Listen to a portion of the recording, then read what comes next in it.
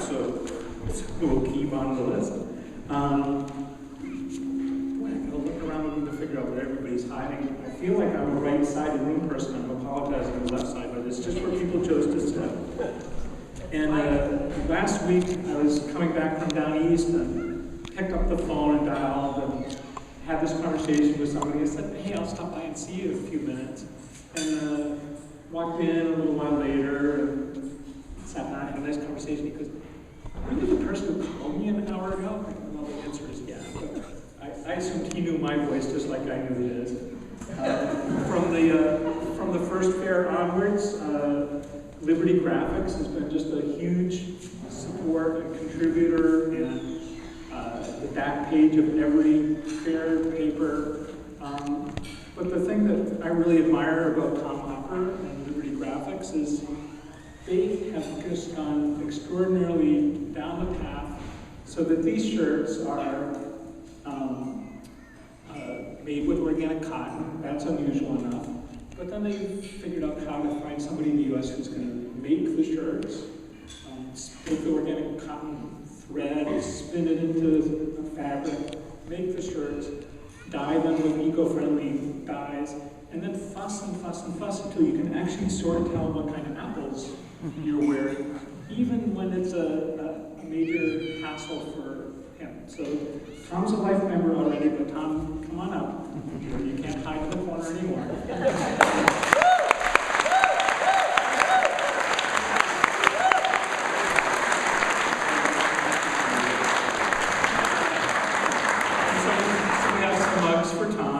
And earlier today, I was quite a bit, but we won't talk too much about that. Earlier today, I was going around barefoot, but then I didn't want to be kind of usurping Tom's role, so I did put on my sandals, and here we go.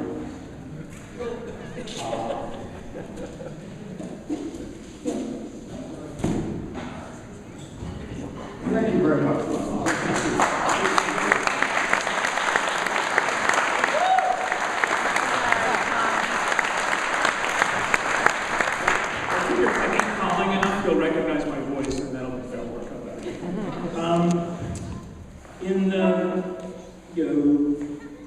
Always there kind of mode. Ooh. Yeah. One hiding, so I'll skip and get the one ahead. One of the great pleasures for me, I joined the MOFGA board in 1983, and right from the beginning, I've just been surrounded by all these great people on the board. And it's been an amazing experience to kind of be on the board for a long time and then be on staff for a long time.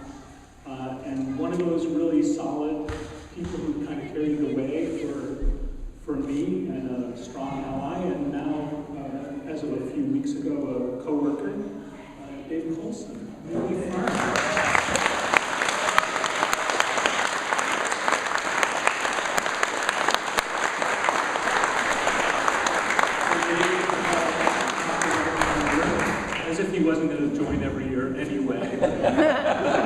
It's so good to have you aboard as Ag Services Director, and it's also such a great pleasure to work with you all these years. So, thank you, David.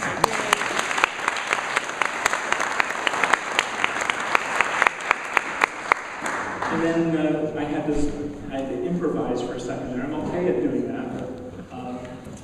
Right from the first fair, there's somebody who's been right behind the scenes the entire way. Making things happen and making sure all of us have been fed well and are happy. And Bill Whitman, we'd like to make him happy.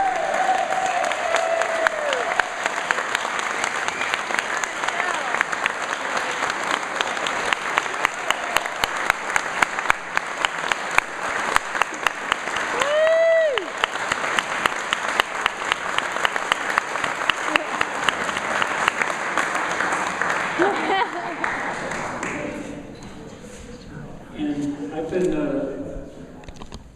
been lucky to follow in the footsteps of a lot of really good people, and a couple weeks ago we're looking at who signed up to be here tonight. Chaitanya hasn't signed up yet. Chaitanya's got to be here. And so I got on the phone, and David Hilton got on the phone. I'm assuming a few other people got on the phone. So Chaitanya's been a life member since the whole idea existed. And as a matter of fact, I don't think many of us would be in the room without Chaitanya York. So I'm only going to tell a few stories on it because everybody else has more. But Chaitanya was the first executive director of MOFGA, the spark plug for the first Common Ground Fair. He traveled the state of Maine organizing chapters. And Chaitanya's idea of a chapter was if he could get somebody to host him for dinner and get 2 other people to show up, that was a chapter. So he had so many chapters. It was just amazing because Chaitanya liked to eat when he was on the road. We had the Southern Aristic chapter, we had the Southern Aristic chapter, we had the Northern Penobscot chapter. I couldn't keep track, but I know Mitch and Sue had one of the chapters. I don't know, did anybody besides Chaitanya come to those meals? 30 people. Excellent. 30 people in Wittapitlock is quite an accomplishment. More people than there are there. So Chaitanya's been a life member, but we'd like to have him take a couple of minutes.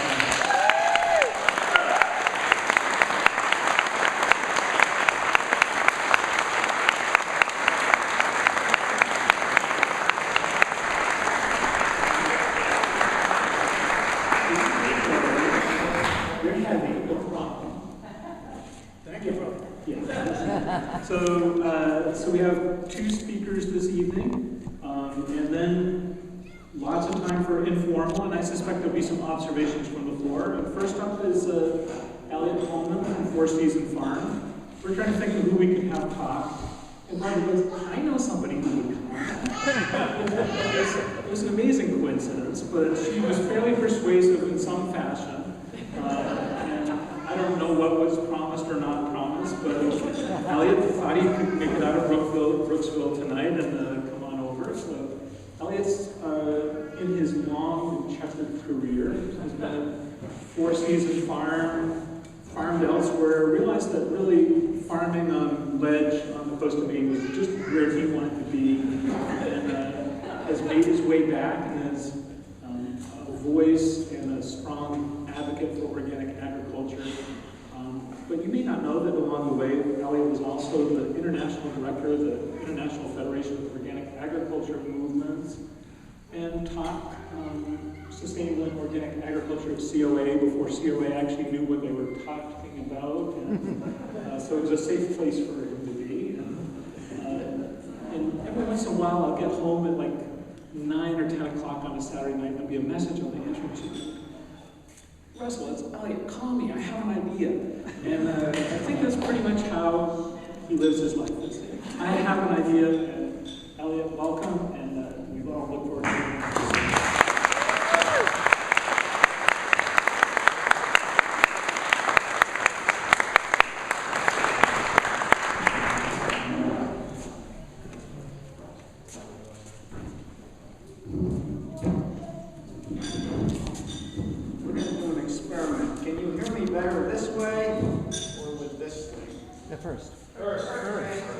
The first way.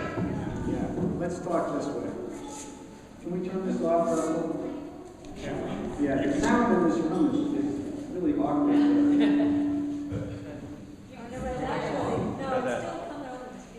Okay. We can hear your heartbeat. It's better.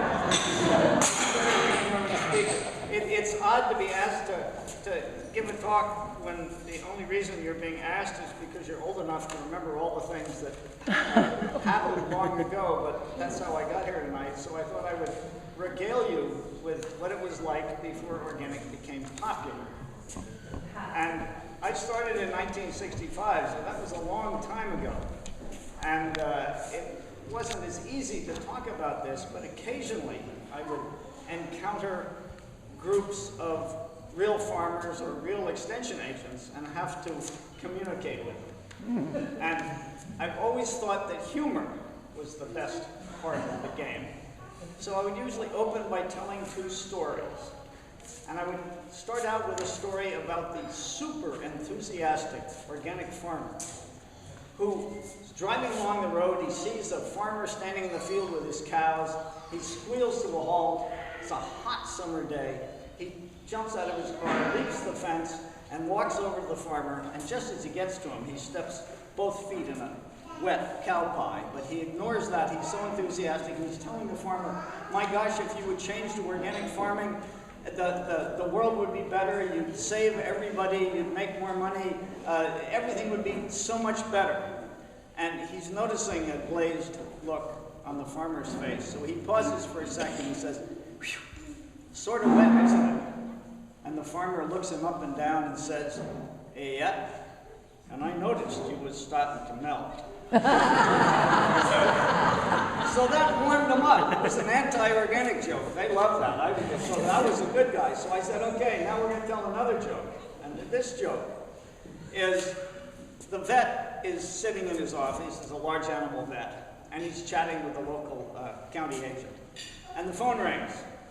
And it's the organic dairyman calling up, asking the vet if he'd come out. He's got a cow down. And the vet says to the county agent, come on, come with me on this thing. You've never been to an organic farm. You can see what it's like. The guy says, okay, I'll come with you. So they go out there together, and it turns out to be milk fever, and the vet says, oh, that's easy. I got some dope for that. And he gives the cow a shot, and she's back on her feet in a minute, and the organic farmer says, wow, that's great. Thank you so much. What do I owe you? And the vet says, oh, that'll be $15 for my time and $10 for the dope. And so the organic farmer takes out his wallet and gives the vet $15 and gives the extension agent $10. Well, at that point they said, okay, this guy, maybe he isn't so easy to deal with.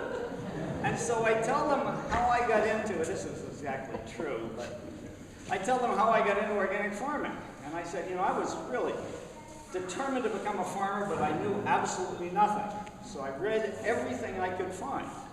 And part of what I could find was all the USDA information back in the mid-60s. Well, we started to scare them in the mid-60s.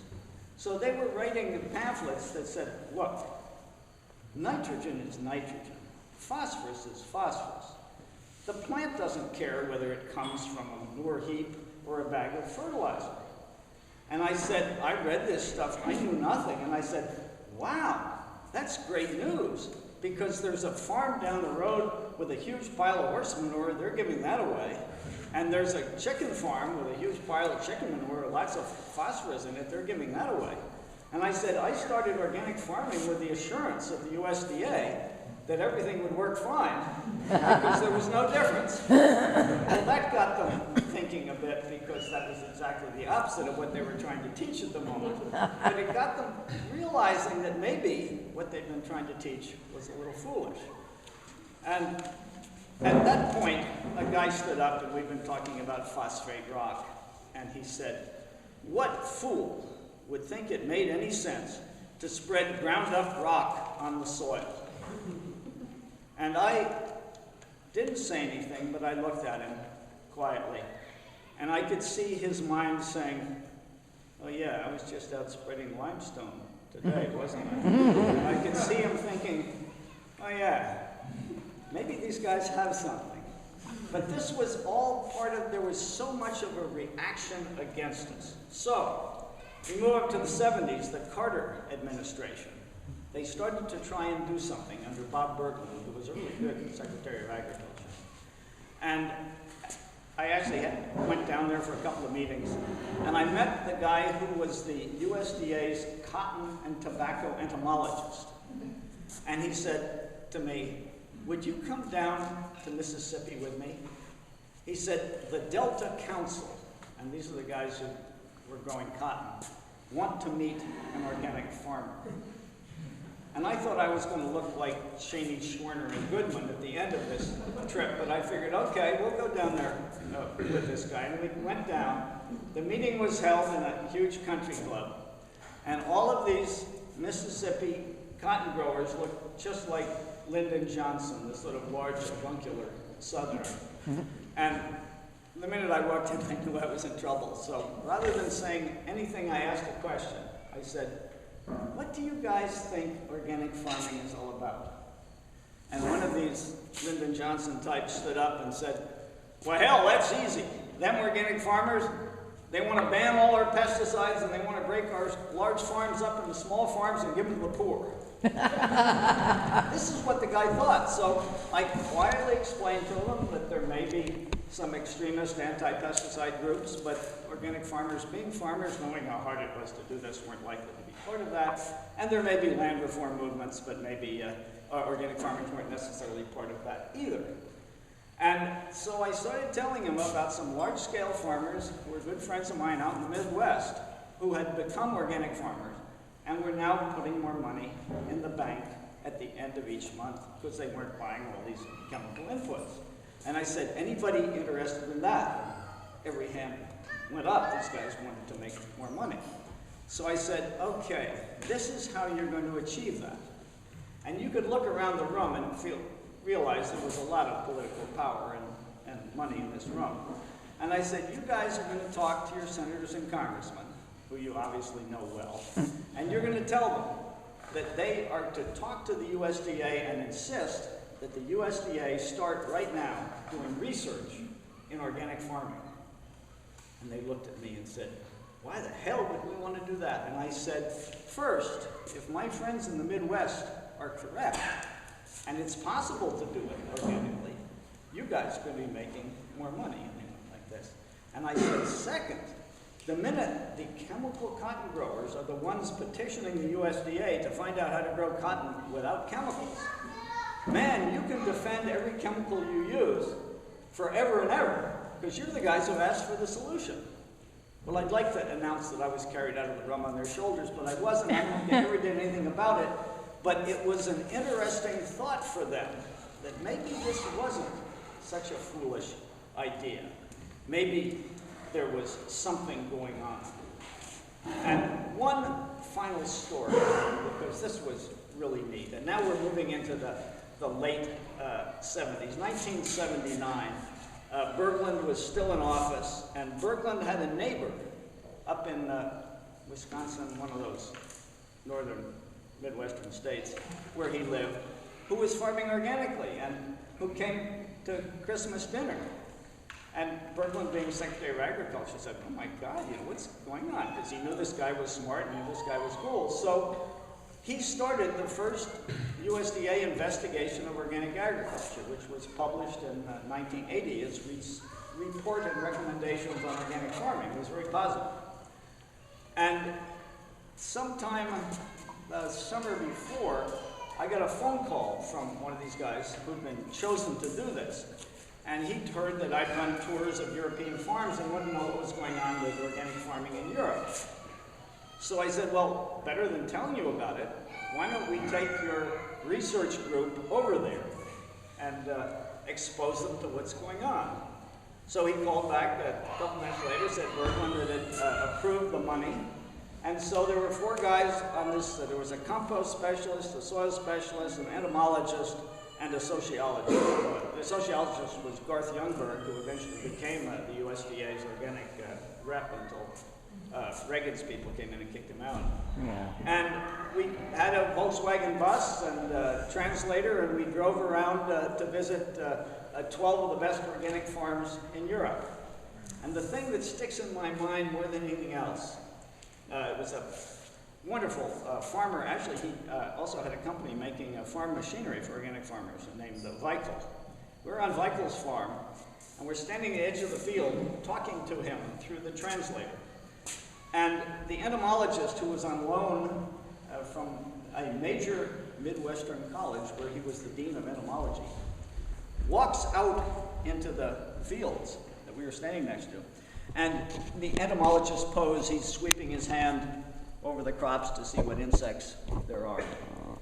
And we're continuing to discuss with Herr Weichel what he does and the equipment he uses. And finally we notice that the entomologist is just standing there in stunned silence. And we stop and we look over at him, and he turns to us and he says, we can't do this well with chemicals. And it was sort of like the Baptist went into the Catholic Church and God said, "Hi, I live here." This was such a mind-blowing experience for this man. I never thought he was the same person again. But this is the potential of what we have been doing all these years. And if we keep after it, as we have been, I guarantee you that there's going to be an 80th and a 100th anniversary, and we're going to take charge. Thank you very much. Yes.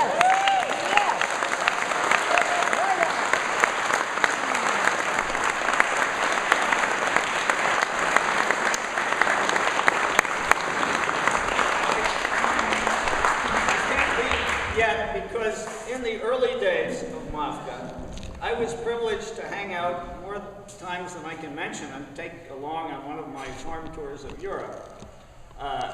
The man who I think was, more than anybody else, responsible for creating an organization and getting it to the point where it was on its own legs and could thrive. And that is my old buddy, Chaitanya York, which I have the privilege of introducing.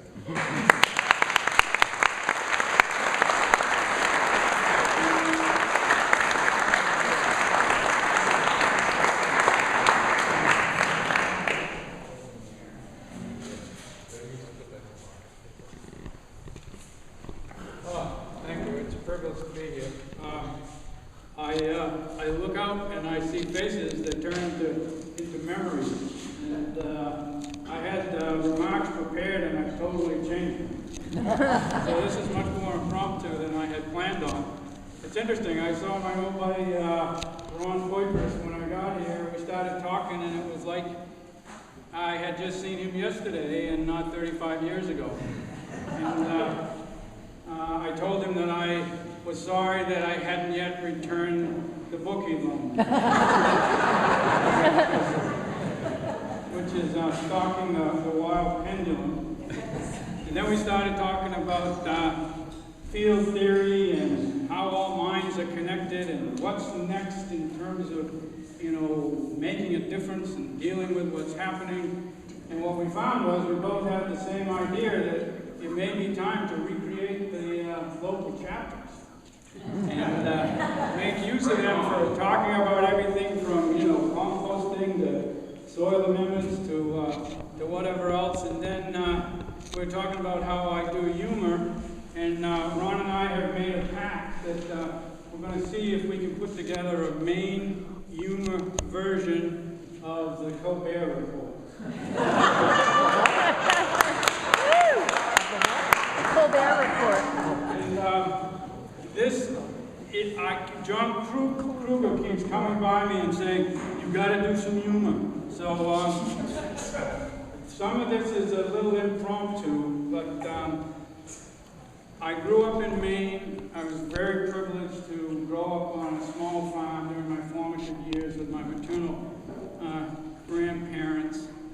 And since I was little, I've had a real appreciation of humor. I was very fortunate to have another grandfather who was a lobsterman and a fisherman, so I got really steeped in that way of being. And what I find is like the older guys, the old lobstermen, the old farmers, it's like they play this character.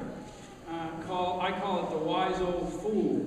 And they pull your leg and they use it as a way of educating people. So bear with me, some of this is impromptu.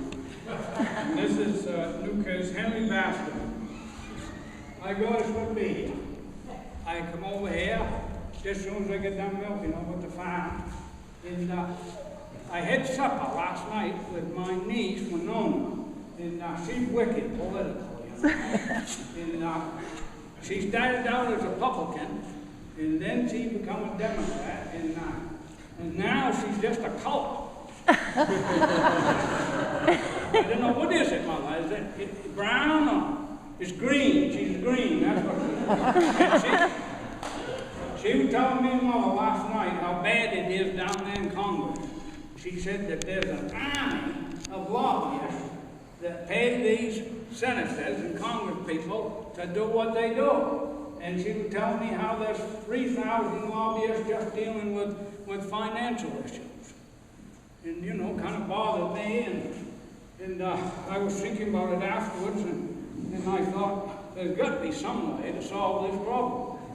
So, you know, I don't know about you people, but I'm a big NASCAR fan. You know, I'm always right over there to Oxford 250.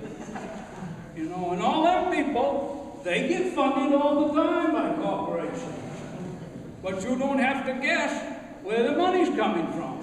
Because they all wear them jackets, you know, with them great big insignias on them there, you know. Says right on them, Tide, Pennzoil, Golf. This is my idea. I think we ought to put together a national people's referendum. And the purpose of it is we're going to change things down there in Washington. We're going to require every senator and every congressperson to wear a blue blazer. And we'll pay for it. And we'll track where their money's coming from in the office. And if they get paid $50,000, then they got to wear a 4-inch diameter logo, you know, Monsanto. Right. Absolutely. They get $100,000 from another corporation, they got to wear another one that's twice as big that sells Halliburton. You know, Dow Chemical. So I'm going to work with Tim, and we're going to get this thing going. We're going to start it. The seed's going to get planted right here in the state of Maine. So stay posted for that one. Okay, John?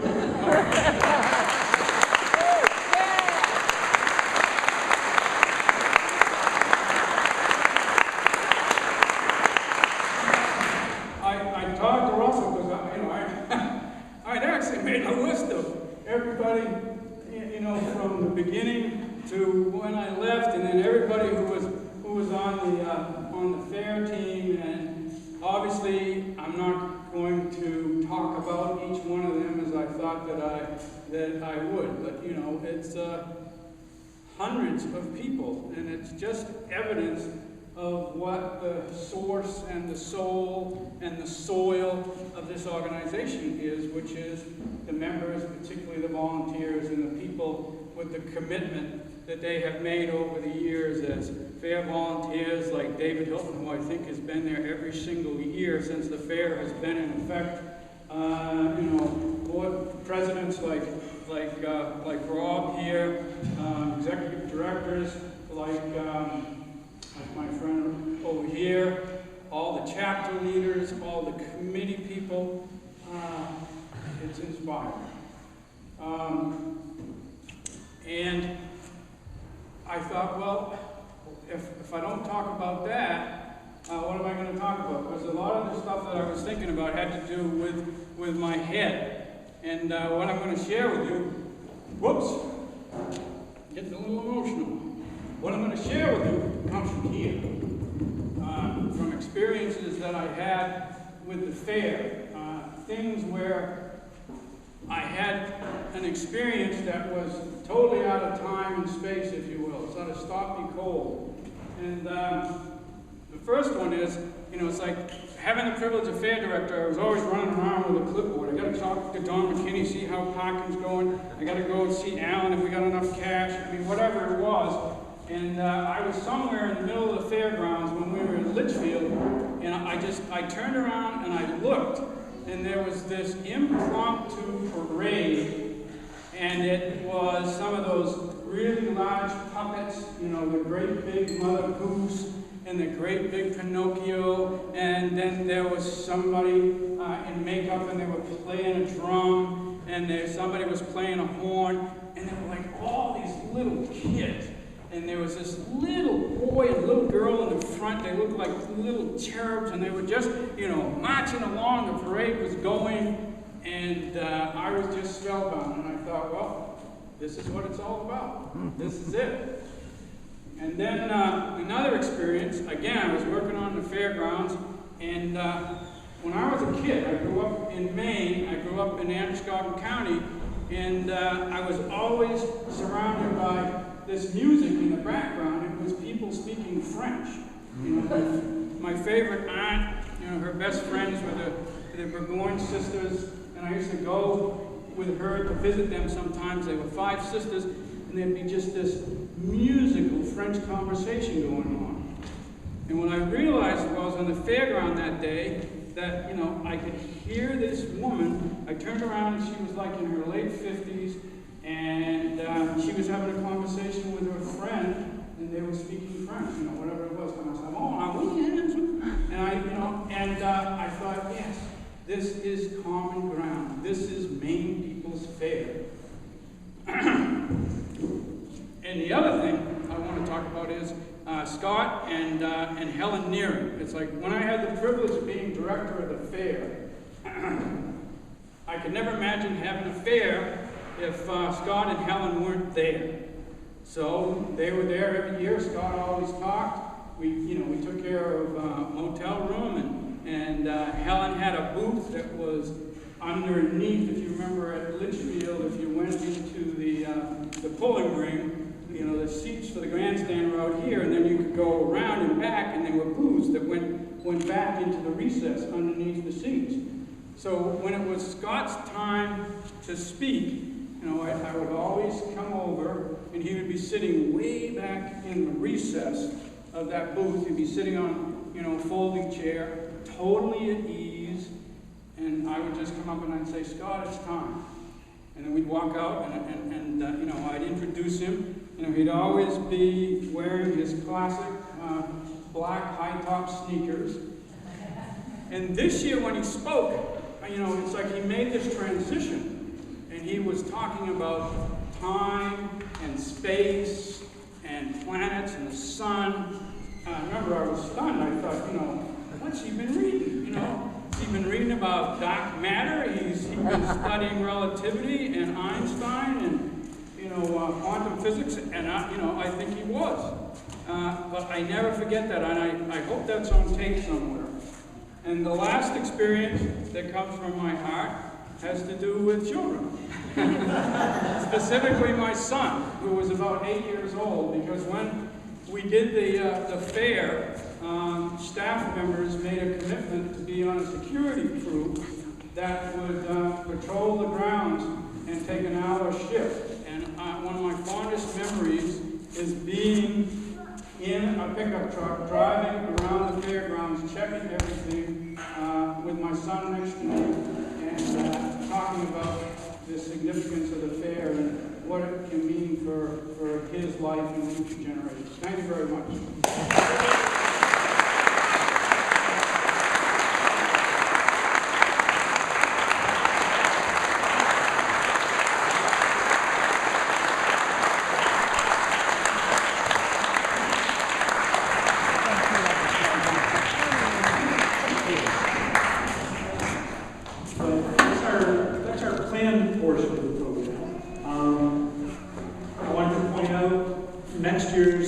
T-shirt is over my left shoulder, the garlic scapes. So we're a year ahead. You get the sneak preview tonight. I'm sorry. Guest book. So we have a guest book. It would be so nice for you all to write a few thoughts or observations. And this isn't a scripted program here. So if anybody has anything they feel like we really all should hear this, now is the time. Elizabeth thinks she does. I'm sure she'll. I just want to thank our incredible staff. They have been quietly preparing all of our wonderful food with Cheryl at the helm, with the whole MOFGA staff, preparing our food and serving us and clearing sort of as things were going on. And I particularly want to thank Heather and Russell and Janice. And Janice was here at the crack of dawn today and is still here serving meals and has been here, and I don't know how many years, but Janice could tell us. 22 years. Woo! And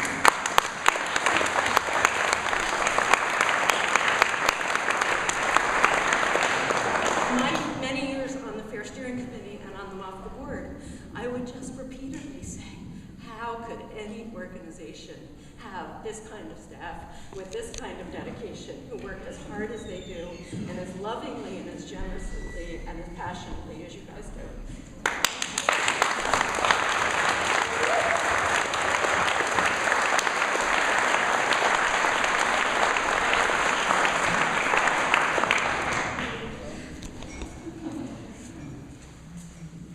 I just felt moved to do this today. You just speak. Just speak? Yep. Okay. So hi, everybody. There are several of us that have been at this with Russell and others for, what did we decide, 30 years together? In one form or another in this organization. And seeing this wonderful book that all of you have produced that has now 25 or 30 staff people is quite amazing to those of us that remember one or two as the full staff, and some of us have shared those memories.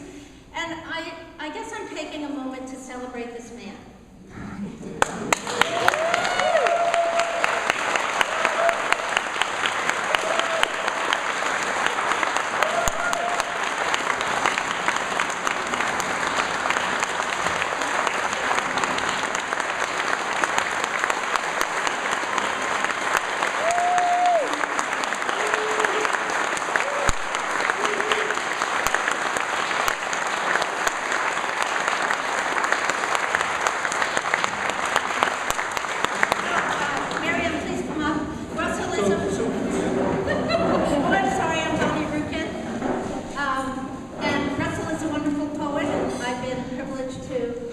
Share some of his writings over the years, and I did not write a poem for this occasion, but I found one that I'd like to share. This is Libby. Everyone.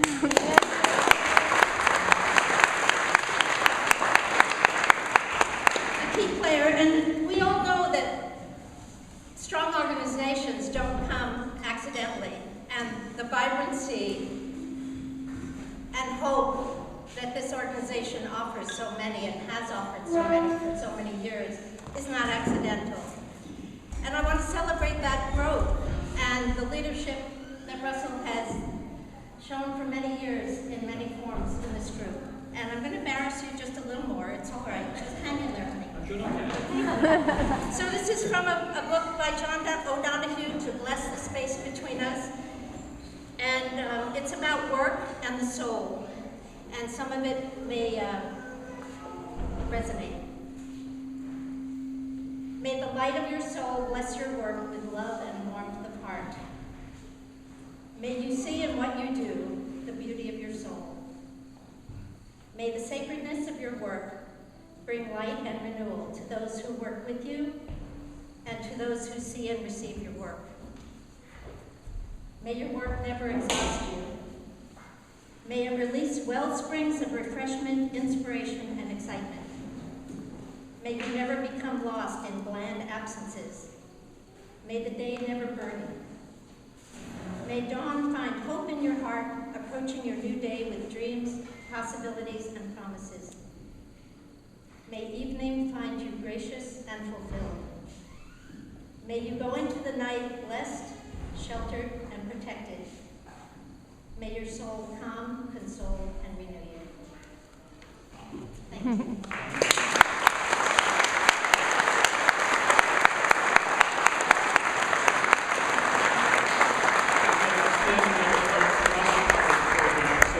Anybody else would like to talk about something else? Bettina Blanchard. Good evening. My name is Bettina Back here. You Blanchard. can just talk. All right. I had a funny little story that just happened a little while ago, right over at that table there. And I was the fair director back when Nikki Schumann did the poster, right, Ronnie? The barred rocks there, the chickens in 1984, and the peas. I don't remember who the artist was in 1985. Beverly Cofinger. Thank you. Thanks, Tom Offer. And I was standing in line here to get dessert, and I introduced myself to the person behind me, and they said, you know, sort of, what brings you here, what brings you here? And I said, you know, that I was a past fair director, and he looked at me and said, I told them when, and they said, how old were you? And I said, I was a child. It was 25 years ago. And 25 years ago, I had the pleasure of knowing Chaitanya York, who was an intern director for myself. And he introduced me to David Hilton, and David Hilton's good friends with Paul Chartrand and Bill Whitman. And that was my crowd. That was who I hung out with. And the position was open, and they encouraged me to apply. And I think back, I've met a lot of people over my years, and I've done a lot of really cool things, but I really think that one of my claims to fame in this lifetime is that I was the fair director of the Campground Country Fair. And I was tired. Heather and Elizabeth and I were right here just a little while ago. And I hadn't met Heather until today, where we spoke on the phone briefly, and as both past fair directors. And Elizabeth, who's a steering committee and board member, and Elizabeth was just crowing about Heather, just boasting and bragging, and fully delighted in her realm as fair director. And she said, we had the best steering committee. And I said, oh, no, you didn't. Oh, no, you didn't. Because I had Bonnie Rukin, and I had Cynthia Finney, and Tim was doing the book then, and there were all kinds of wonderful people. And I met Jim tonight, and he said, really, the fair runs itself, or maybe it was Heather, the fair runs itself, and that is true. The commitment of volunteers and this whole organization is just, it's a treat and a pleasure to be here. And nice to see you after a long time. Exactly. It's been way too long.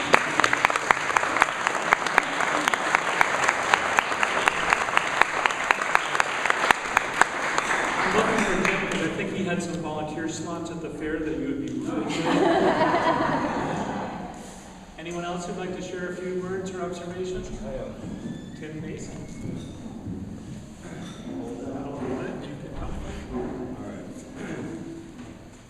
I've worked for MOFGA for 37 years. Woo!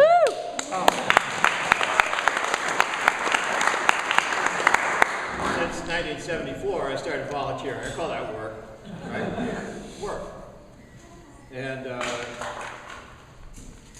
there are so many people I've met over the years, so many people I want to thank, and so many people I'd love to mention tonight.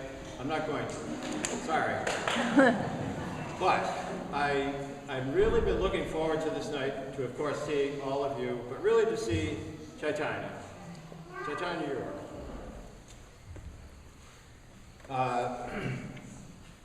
I worked with him in the office in Hollowell for a couple of years, worked before the office situation, on the newspaper and so on.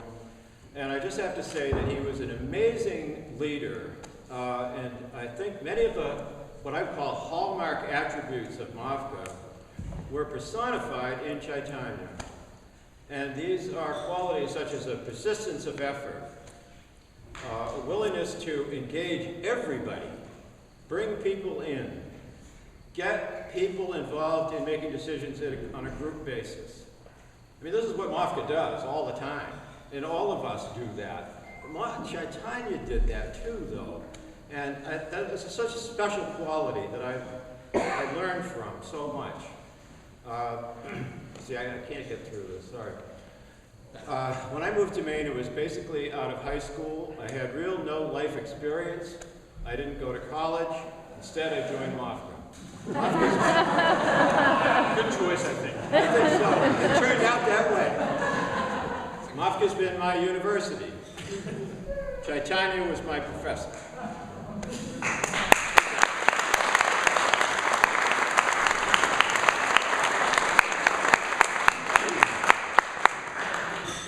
I had the opportunity to speak a few words at a political meeting recently for Representative Seth Berry, whose brother Eli is here today.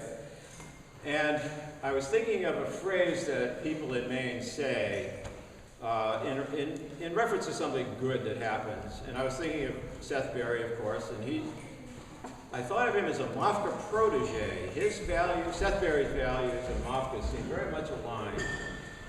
And then it occurred to me, well, wait a minute, where does this feeling come from? It comes from Chaitanya. So I was talking about Seth Berry, I was thinking about Chaitanya. I was brought back to those days in the Hollowell office when we were working together. Was every minute a happy moment? No, of course not. But most of it was. Most of it was so positive. We were doing things, creating things, making things happen. Chaitanya used to have this two-word phrase that he would bring up. It's a common Maine phrase. A common Maine phrase. He would just drop it into conversation the way he does, the way he did then. And I said it in reference to Seth Berry. It's kind of embarrassing that his brother's sitting right, because he's heard this before. So, but I think of it in terms of passing it from Chaitanya to Seth Berry. I mean, through me, okay? But Chaitanya, tonight, I want to hand it back to you. The phrase is, finest kind.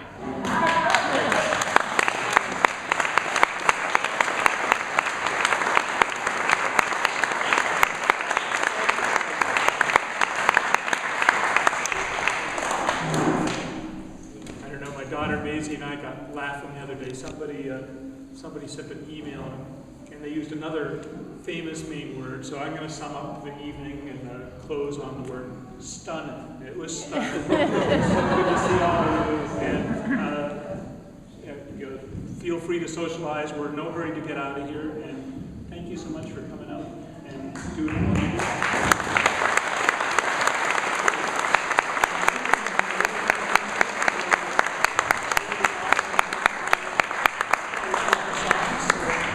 Feel free to socialize as long as you want. We're here. Good.